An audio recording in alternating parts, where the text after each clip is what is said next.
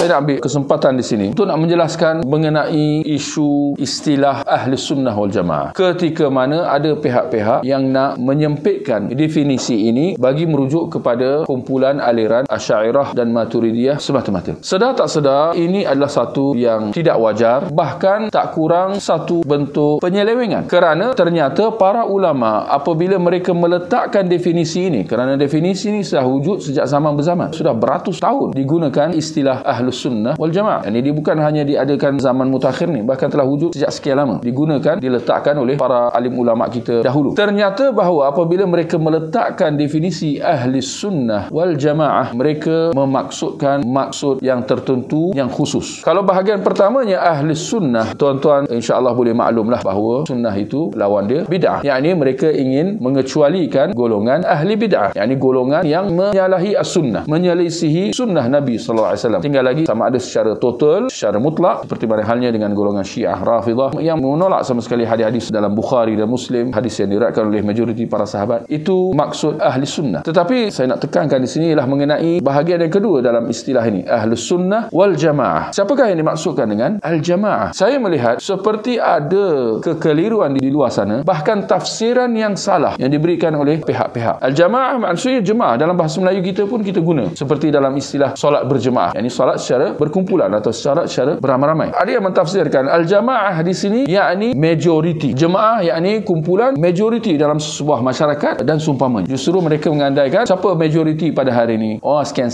maka itulah maksud al-Jamaah. Sedangkan bukan itu yang dimaksudkan oleh para ulama. Sebaliknya, perkataan al-Jamaah dia adalah istilah yang telah dimulakan dan digunakan oleh Rasulullah sallallahu alaihi wasallam sendiri. Seperti mana dalam hadis yang sahih daripada riwayat Ibnu Majah dan lain-lain, hadis yang dikenali sebagai hadis perpecahan umat, di mana Nabi sallallahu alaihi wasallam menjelaskan bagaimana orang-orang Yahudi dan Nasrani telah berpecah. Kemudian baginda mengatakan, wa sataftariqu ummati ila 73 firqah. Sedangkan umatku, yakni umat Islam, yakni umat yang mengucapkan kalimah syahadah, mereka juga akan berpecah, kata Nabi, kepada 73 kumpulan. Kemudian Nabi mengatakan, kulluha finnar illa wahidah. Semua 73 kumpulan itu masuk neraka kecuali satu. Maka mendengar kenyataan itu, sahabat bertanya, man hum ya Rasulullah? Siapa kumpulan yang selamat itu? Di situ Nabi mengatakan, tidak lain dan tidak bukan, Nabi jawab apa? Al-Jamaah. Istilah jamaah yang sedang kita bahaskan. Nabi mengatakan kumpulan yang selamat itu dalam hadis perpecahan umat ni, satu-satunya kumpulan yang selamat itu, siapa dia? Kata Nabi, Al-Jamaah. Ternyata definisi Al-Jamaah ini dijelaskan sekali lagi oleh Rasulullah sallallahu alaihi wasallam sendiri dalam hadis yang sama mengenai perpecahan umat, tinggal lagi dengan lafaz yang sedikit berbeza yang ditarafkan sebagai hasan oleh Syekh Al-Albani rahimahullah, yang diriwayatkan oleh At-Tirmizi dan yang lain, di mana setelah Nabi menjelaskan tentang perpecahan umatnya kepada 73 kumpulan, semuanya masuk neraka, hanya satu yang selamat. Apabila ditanya siapa mereka, Nabi memberikan jawapan dengan lafaz yang berbeza, mengatakan ma ana alaihi wa ashabi, mereka yang berpegang kepada peganganku dan pegangan para sahabatku. Di sini para ulama mengatakan bahawa ini adalah tafsiran daripada Nabi sallallahu alaihi wasallam sendiri mengenai maksud al-jamaah itu. Dengan kata, kita sudah ada tafsiran yang tuntas daripada Rasulullah sallallahu alaihi wasallam sendiri. Perkataan yang dia gunakan ditafsirkan sendiri oleh Nabi sallallahu alaihi wasallam, iaitu al-jamaah. Siapa maksud mereka? Nabi sallallahu alaihi wasallam mentafsirkan sendiri dalam riwayat yang lain, mengatakan ma ana alaihi wa ashabi, mereka yang berpegang kepada pegangan aku dan para sahabatku. Nak mengatakan bahawa inilah dia maksud al-jamaah. Al-jamaah maksud dia fahaman para sahabat, yakni ahli sunnah dan mereka yang berpegang kepada pegangan para sahabat. Istilah yang sabang kita gunakan, ahli sunnah wal jamaah. Ahli sunnah wal jamaah, apa maksud dia? Mereka yang berpegang kepada sunnah Nabi sallallahu alaihi wasallam dan berpegang kepada fahaman para sahabat. Dan ternyata dalam nas-nas yang lain pun ada menyokong tafsiran ini. Sebagai contohnya dalam surah An-Nisa ayat 115, Allah mengatakan, wa may yushaqiqir rasul min ba'di ma tabayyana lahul huda wa yattabi' ghaira sabilil mu'minin. Dan barang siapa yang menyelisihi Rasulullah sallallahu alaihi wasallam sesudah terjelas kepadanya kebenaran. Apa itu kebenaran? yakni as-sunnah. Sesudah terjelas kepadanya as-sunnah. Kemudian Allah kata apa? Wa yattabi' ghaira sabilil mu'minin. Dan dia mengikuti jalan selain daripada jalan orang-orang yang beriman. Di sini soalan kefahaman. Siapakah mereka yang dimaksudkan dalam ayat ini secara spesifik? Jalan orang-orang beriman. Siapakah orang beriman yang dimaksudkan di sini? Kalau kita pada hari ini nak mengandaikan, kita nak tafsirkan ayat ini, ialah orang-orang yang beriman yang ada pada hari ini di atas muka bumi. Ini orang-orang Islam. Berapa banyak orang Islam pada hari ini? 2 bilion orang Islam. Kalau kita mengatakan itu maksud dia, kita tidak akan dapat kefahaman yang betul. Ketika mana kita melihat orang Islam pada hari ini berpecah kepada bermacam-macam kumpulan dan aliran yang berbeza-beza dalam akidah, dalam fiqh dan bermacam macam-macam, tarikat dan sebagainya. Kalau kita kata itu maksudnya, kita akan berdepan dengan kebuntuan yang sedahsyat-dahsyatnya. Justru kita tidak ada